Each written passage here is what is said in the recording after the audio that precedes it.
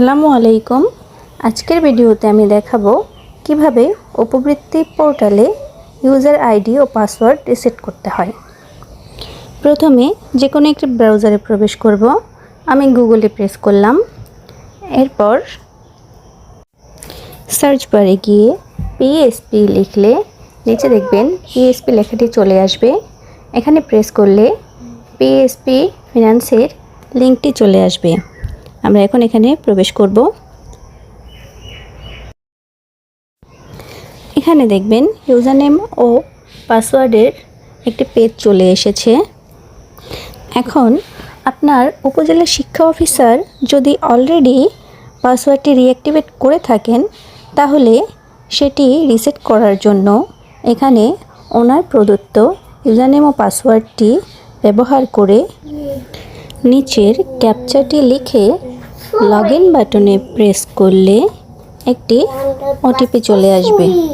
অথবা যদি আপনি নিজেই পাসওয়ার্ডটি রিসেট করতে চান, তাহলে নিচে যে ফরগট পাসওয়ার্ড লেখাটি আছে এখানে প্রেস করবেন।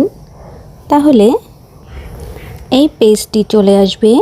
এখানে উপরে ইউজার নেমের জায়গায় আপনার প্রধান শিক্ষকের নাম্বারটি দেবেন। তারপর নিচে যে সবুজ বাটনে ওটিপি পাঠান লেখাটি আছে এখানে প্রেস করলে উক্ত নাম্বারে একটি ওটিপি চলে যাবে। ওটিপিটি এখানে লিখে নিচে যাচাইকরণ বাটনে প্রেস করবেন। তাহলে আপনি পাসওয়ার্ড পরিবর্তনের এই পেজটি পেয়ে যাবেন। এখন আমি উক্ত পেজে চলে এসেছি।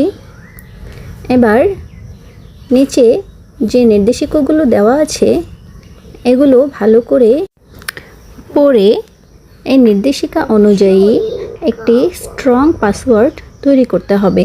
যেমন পাসওয়ার্ড অবশ্যই 8 থেকে 15 ডিজিটের মধ্যে হতে হবে।